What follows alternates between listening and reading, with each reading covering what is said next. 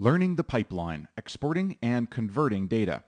Now, the pipeline is really what makes Windows PowerShell unique and special, and it's really where a lot of its power comes from.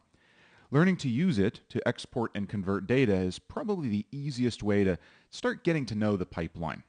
We're going to talk about three different types of tasks in this nugget: importing data, exporting data, and converting data, and the differences between those.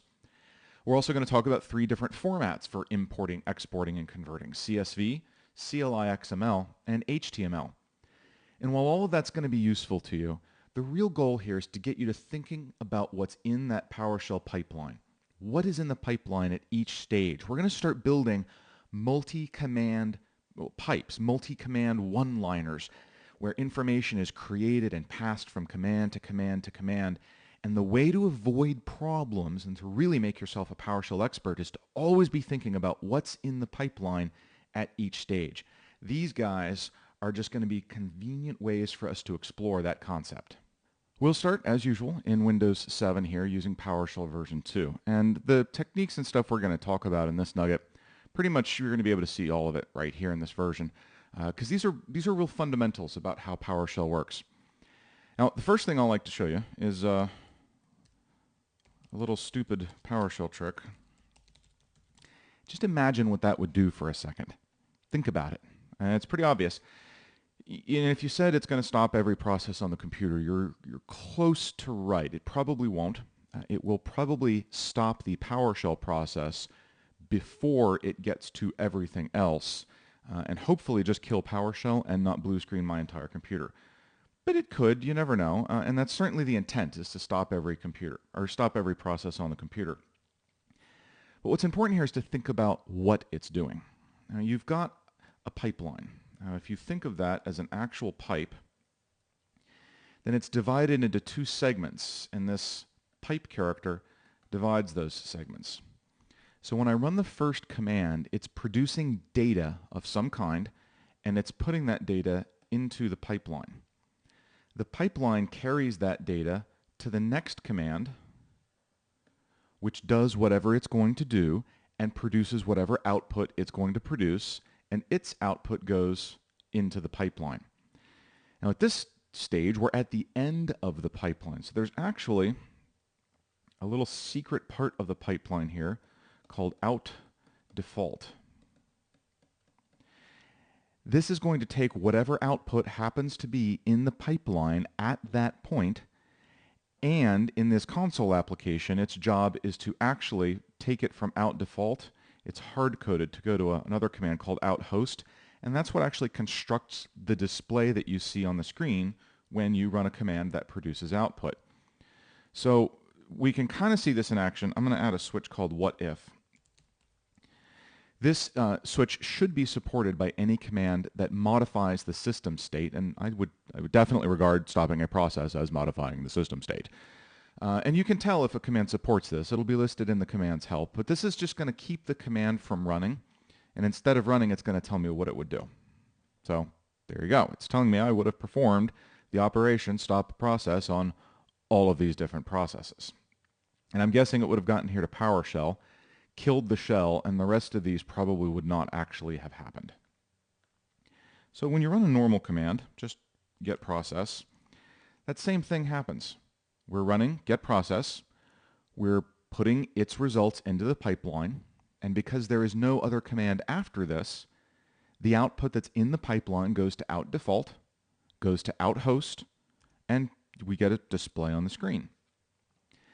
The trick here is that you only get an on-screen display if there was something in the pipeline to go to out default and then out host. If you have a command that doesn't produce any output to the pipeline, well, then there's nothing to display on the screen. And here's a perfect example of that.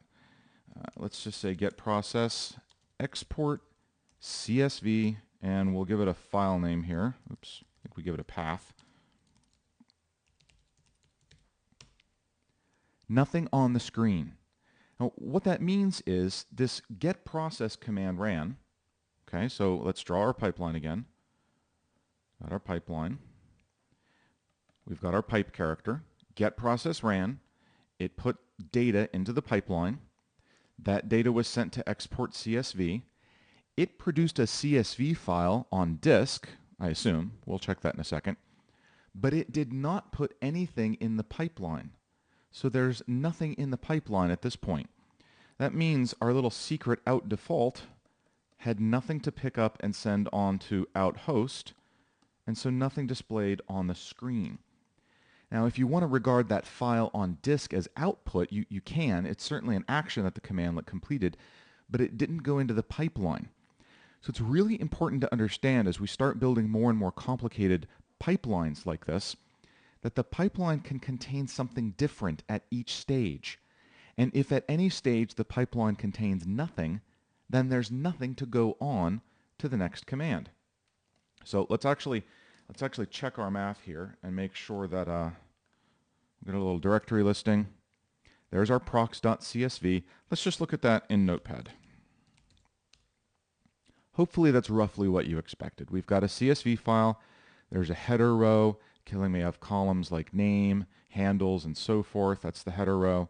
And then I've got a data row for each one. Conhost is the name, RSS is the name, and so forth. I could look at that same raw text using getContent, which uses the aliases type or cat, if you prefer those. Again, getContent is really similar to using Notepad in that it's not attempting to parse or understand this file. It's just spewing the contents of the file to the screen. Now, if I used a command called export, there's an implication that there's an opposing command.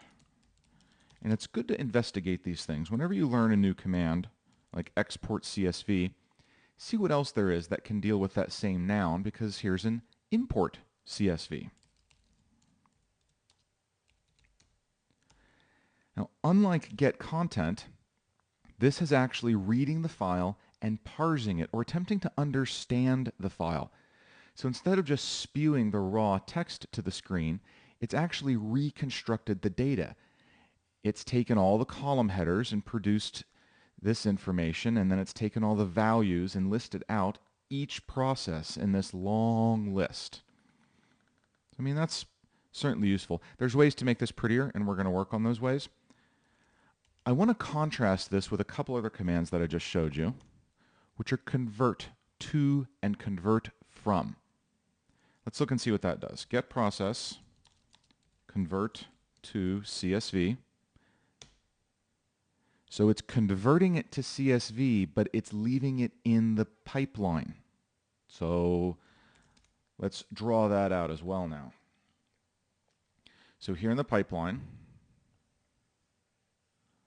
we had get process,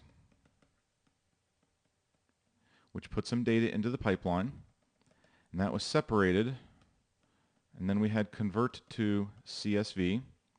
That took the data out of the pipeline, converted it into a CSV form, but put that into the pipeline. Now that means our little secret out default had something to display. So the difference between convert to and export as a verb, convert to and export both change the form of something. So if I use CSV on both of these, it's changing whatever was in the pipeline into CSV. Convert to puts it in the pipeline. Export puts it out on disk. That's the difference between them. Now, we can kind of make them do the same thing. That's functionally the same as what we did earlier, wherever it went, there. Functionally the same, both of those. Get process in both instances is putting stuff into the pipeline. Here, export CSV is picking it up, transforming it, and writing it to disk. Here, convert to CSV is picking it up and transforming it, but putting it back in the pipeline, where it can be picked up by a command that writes it out to disk. So it's really important to remember the difference between these convert to and export commands. The verbs themselves imply a difference in the way these things operate. Now you also need to be a little bit careful about the format itself, the CSV format I mean. Let's stop thinking about processes for a second and think about services. Right? If you have a service, You know, it has things like a name and a display name, and it's got a status, right? Running, stopped, whatever else. But it also has dependent services. And each of those is a complete service with a name and a display name and might have more dependent services and so on. So you can see how this starts to build up a hierarchy. I've got a piece of information which contains other pieces of information which might contain other pieces of information, not unlike a directory tree, right? Folder, file, file, file, folder, file, file, folder. So it's a hierarchy of data. CSV files are inherently incapable of doing a good job with a hierarchy of data. CSV files are intrinsically a flat file format. They can't represent a hierarchy. They can't represent, So here's what happens when we run get service, export CSV services. I'm going to open that in Notepad. See, the second property here, the first one is name, and that's looking good. AE lookup, ALG, app management, bits, and so forth. The second property here, second piece of information in this header is required services. And every single column has that in it, every single row. System.serviceProcess.ServiceController with the 2 square brackets. Now, if you remember from our nugget on help, when you see the 2 square brackets jammed against each other, it means you've got multiples. So what this is saying is AE lookup service has multiple required services. But because this is a CSV file, that's all I can tell you. I can't break it down and display an entire list of services within this one column. So anytime, and I get so frustrated with this because folks will wind up on the forums at PowerShell.org, for example, and they have this hierarchical type of output. For example, I've got a user, and he's in a bunch of groups, and I want to create a CSV file that's got the user's name and then a list of all his groups. And it's actually a little bit difficult to do that in PowerShell, at least in a CSV, because the CSV doesn't want to contain that kind of hierarchy. But we have another format that can.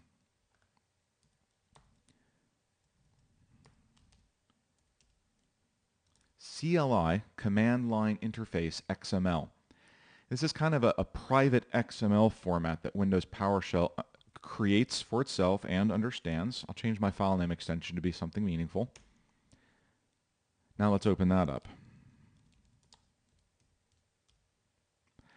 You can see here that this is going to inherently do a little bit better of a job of breaking things down. For example, what are we starting with here? We're starting with the name, looking for the name of this thing, application experience. That's the display name of this first one. Then it can break down its dependent services, and it can, now this one doesn't happen to have any, but you can see how the indentation lets it do that as we get down and further in. So there is a corresponding import,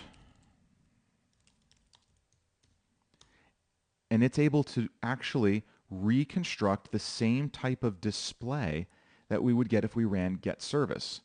So this is reading that file, interpreting the XML, putting the converted stuff into the pipeline, and when our secret out default gets hold of it, it looks like a regular service. And so out default knows how to display a service. It does it in this 3-column table. It's the same thing you would see if you just ran get service. Difference being, of course, the XML file's services are a snapshot from when I created the XML file. It's not live data. Here's a great use of that. Let's run get process again and export that to a CLI XML this time. Now let's say, for example, that I'm on a server computer. Now, I think most organizations would probably agree that once you get a server set up and running, the processes that it is running should be a pretty fixed list. You shouldn't have brand new stuff showing up all the time. So let's actually change this, give it a different name.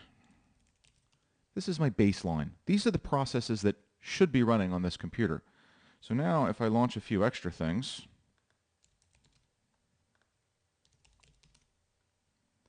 let me show you a neat trick. Compare object is going to take 2 sets of data. The first set I'm going to bring in from that snapshot, that baseline. And I'm going to compare that to the current list of processes on the computer. Now, processes have got stuff that's always going to be different, right? From moment to moment, things like CPU and memory and stuff like that are always changing. There's a couple of things about a process that never change during its life, and one of those is the name. You could also put the ID, but the ID doesn't mean anything to me as a human.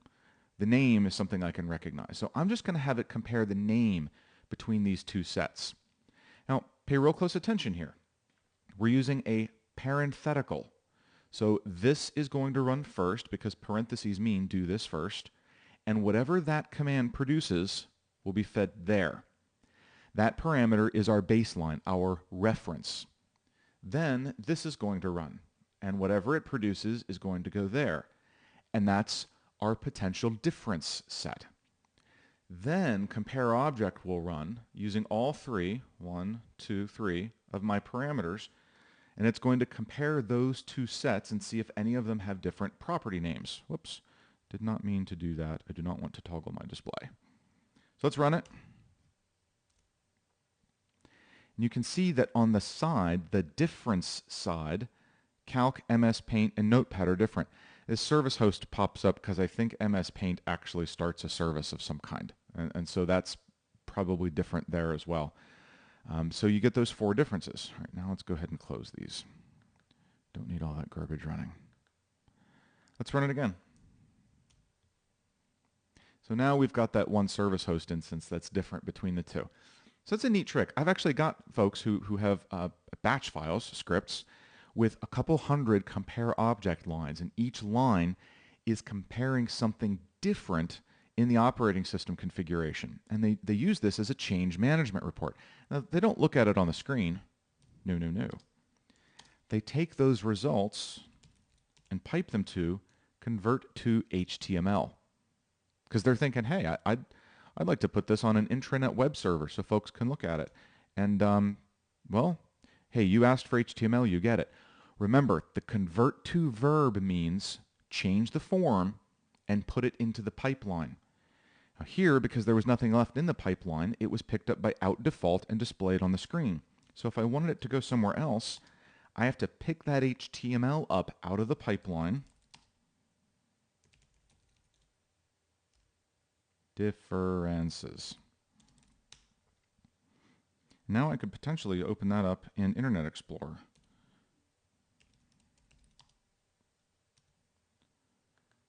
Let's see here, differences HTML. And it looks like we had no differences that time, so we got a blank file. Blank is good news. And convert to HTML has got a bunch of different property parameters you can. In fact, we should do this. I hope you're in the habit of this by now, but in case you're not, anytime you learn about a new command, it's a good idea to look at the help, because then you're going to get an idea of other things it can do. Look, import CSV has a delimiter. That same thing, in fact, shows up in export CSV. Oops. Delimiter. So if you want a CSV file that isn't really a CSV, in other words, it's not comma separated, you can specify a different delimiter to separate things by. So that's pretty interesting. Get into the help for convert to HTML. It's got a lot of stuff. You can put a title, you can put some text in the body, you can hook it up to a cascading style sheet if you want to style it. In fact, if you want to just see what one of those looks like, since we're playing with conversions, hit service, convert to HTML, out file.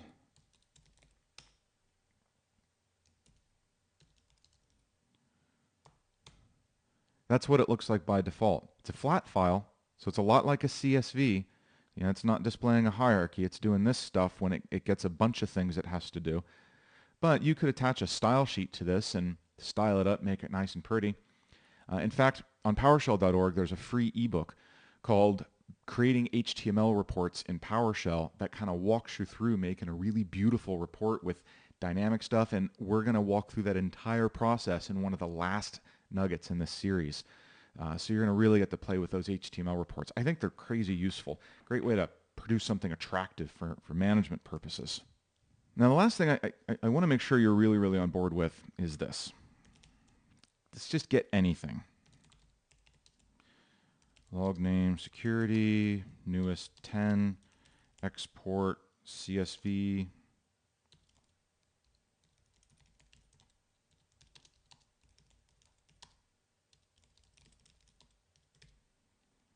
What's that going to do? I really want you, in fact, hit the pause button. I want you to think about exactly what is going to happen. What is going to be written to disk when I'm done with this? Let's see. Hopefully, that's close to what you expected. I asked this to do recentlogs.csv, and there it is. And from the byte size, I'm guessing there's something interesting in there. I asked this to do something.csv. There it is. Looks like it probably contains a carriage return and a line feed and nothing else. Why? Well, draw your pipeline. We've got 3 chunks this time, right? Because we've got 3 commands running. This is putting stuff into the pipeline. It's going to here. That's creating the file on disk, right there, but it's not putting anything into the pipeline. So when this ran and it went to pick up its stuff out of the pipeline, there was nothing to pick up out of the pipeline. Furthermore, this didn't put anything into the pipeline either. So when our secret out default ran, it's like, okay, I got nothing to do. And that's what we got on the screen. Nothing. So it's really important to think about what's in the pipeline at each stage, and you will prevent yourself from making some of these these little snafus that newcomers run into a lot of the times with PowerShell. This command doesn't produce what PowerShell considers to be output. Yeah, it writes something to disk, but PowerShell doesn't think of that as output. There's nothing going in the pipeline. So no matter what you put here, it's not going to have anything to do because there's nothing in the pipeline for it to do it with. So just always be thinking, every single time you run a command, put your finger on the screen. I don't care about fingerprints. Put your finger on the screen on each pipe character and think to yourself, what's in the pipeline right here? And if you don't know, if you're putting your finger on this pipe right here and you're going, I've got no idea what's in the pipeline at that point, back it off a step. Delete that and run your command. Oh, there's nothing in the pipeline at that point. That's what's in the pipeline at that point. Nothing. If you're putting your finger here and you're like, I've got no idea what's in the pipeline at that point, back it off a step. Run the command again. That's what's in the pipeline at that point. So always be thinking about what's in the pipeline at each stage, and you'll make many, many, many fewer mistakes as you work with this thing. We've taken the first step to getting you working with the PowerShell pipeline, and by way of example, you saw a lot about how to import, export, and convert things in the pipeline, and you looked at some formats like CSV, CLI XML, and HTML. And while all of those are definitely useful things to work with, the real lesson here is to think about what is in the pipeline. Always be able to put your finger on that pipe character and know, or at least have a good idea what you think is in the pipeline at that point, because that's what really controls how all these commands connect together. We're going to be getting more complicated commands coming up, and it's always important to know what's in the pipeline at each step. I hope this has been informative for you, and I'd like to thank you for viewing.